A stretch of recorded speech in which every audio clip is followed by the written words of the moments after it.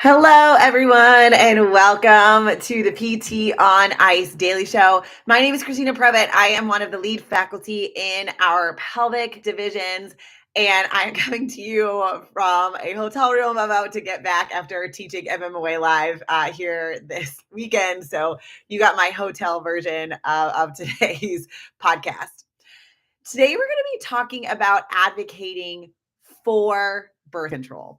And so this might be a bit of a hot take, hot topic, because in the allied health or birth provider space, there has been a lot of anti-birth control messaging.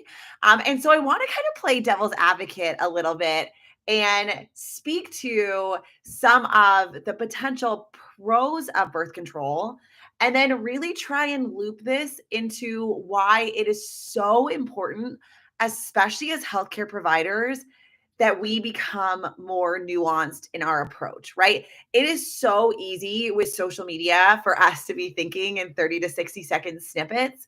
But one of the reasons why I love the podcast is that we're able to kind of dive into nuance a little bit more. So, firstly, the development of the oral contraceptive pill was one of the big revolutionary medical marvels that allowed women to have reproductive choice in a lot of ways, right? The idea behind oral contraceptives was that females could have some, obviously when they're having intercourse, but like they were able to prevent unwanted pregnancies, and that gave them some sense of control in a lot of ways.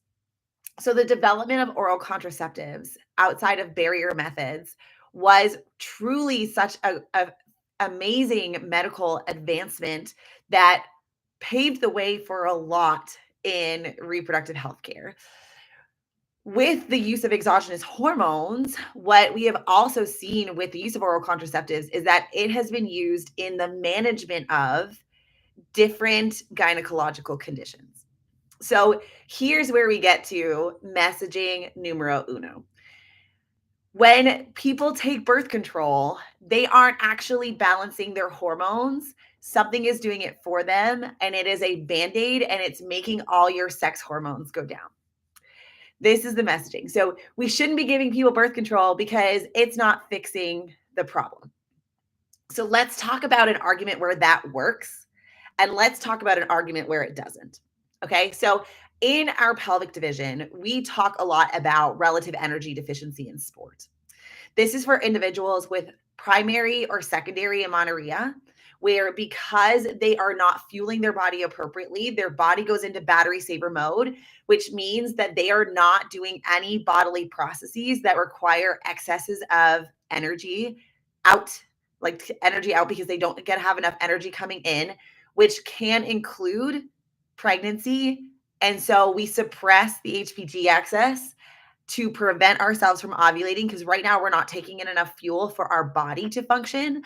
We're definitely not taking in enough fuel to support a pregnancy. In those circumstances where individuals are not getting their period because of underfueling, sometimes birth control can be recommended.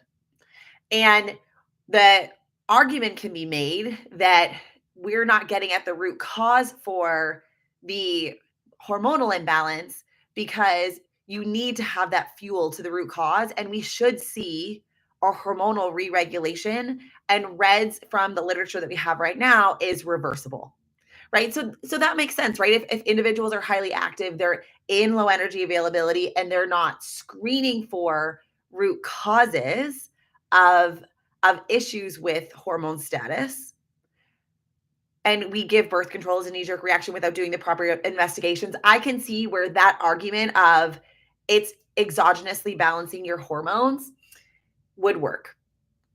But here's where it doesn't. Okay, here's where it doesn't. So birth control is also used as a frontline treatment for a lot of fertility impacting conditions or gynecological conditions, such as PCOS, endometriosis, and fibroids, right?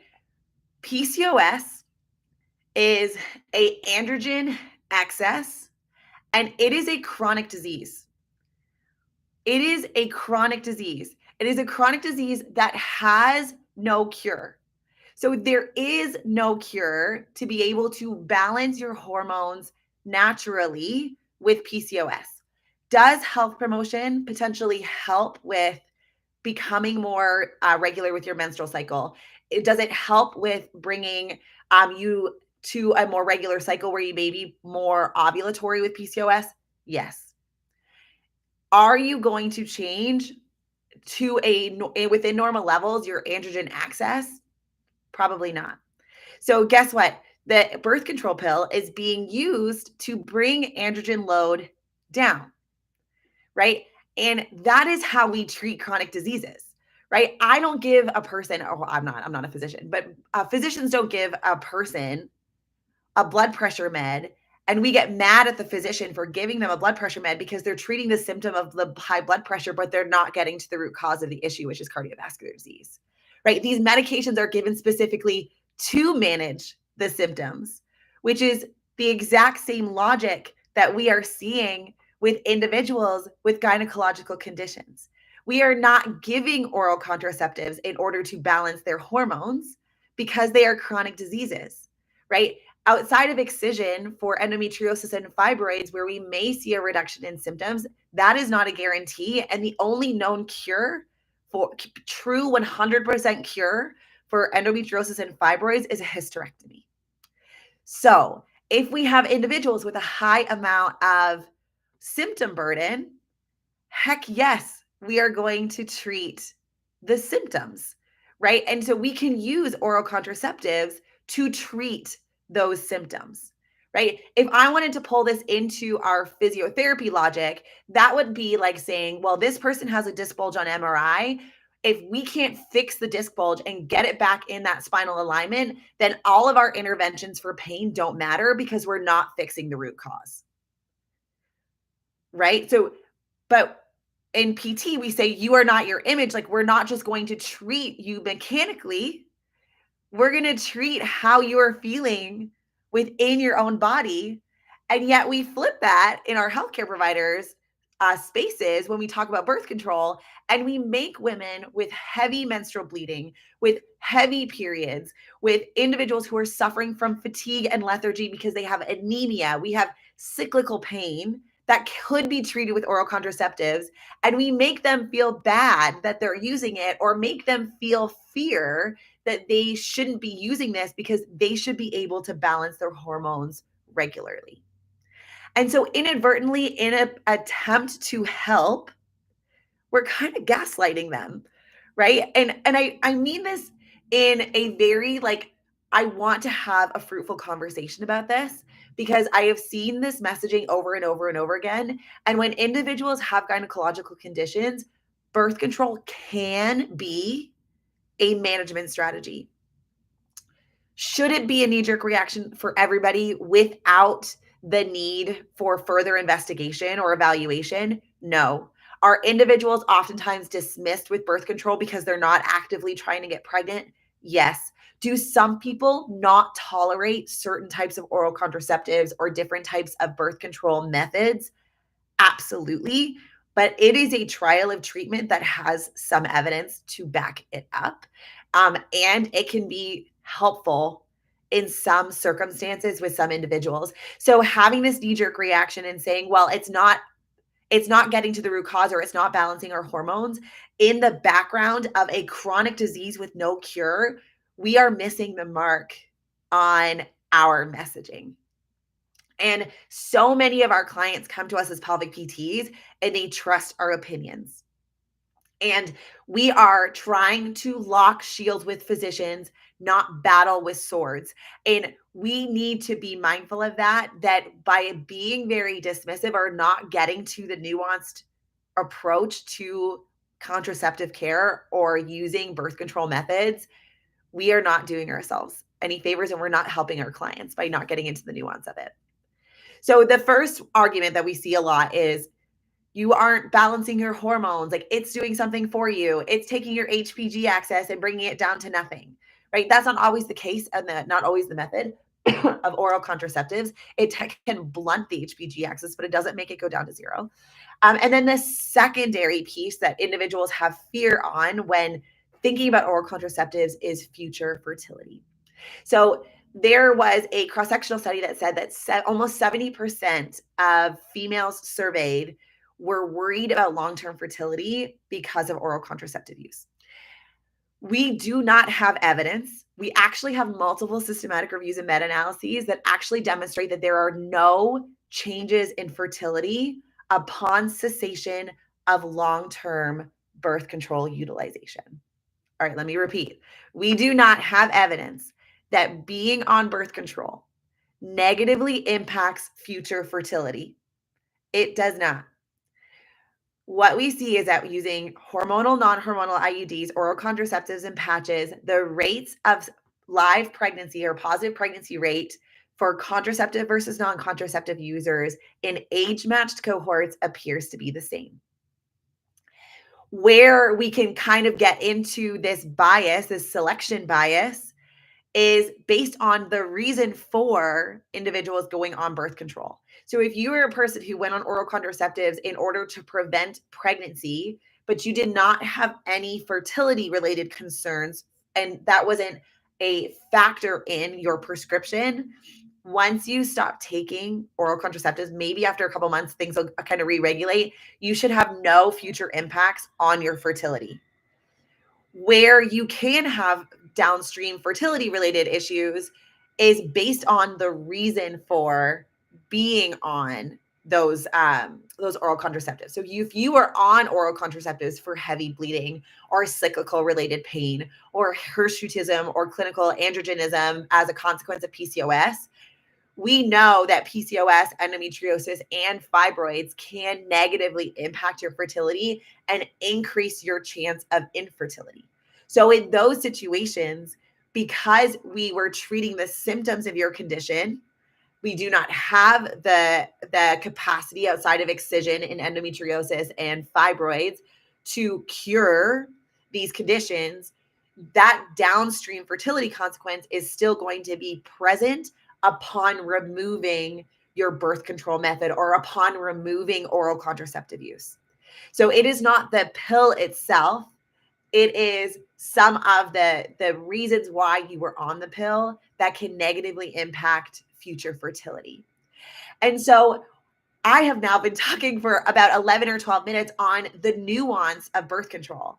The final thing that I will say is it is hysterical to me that the clinicians who are absolutely adamant against birth control for reproductive aged individuals are big advocates for using topical estrogens and hormone replacement therapies, menopausal hormone therapies for individuals going through the menopausal window because they are treating the symptoms of menopause. Right? We are not trying to fix a person's hormones. We aren't gaslighting them and saying, oh, well, this is your natural aging consequences. So you're just going to deal with your menopausal symptoms. No, we're at the forefront advocating for topical estrogens and the use of exogenous hormones to be able to help individuals at the end of their reproductive window. So then why are we telling individuals with chronic diseases like PCOS that we can't or shouldn't use, that we should be fearful of using oral contraceptives in their reproductive window when they do not want to be pregnant?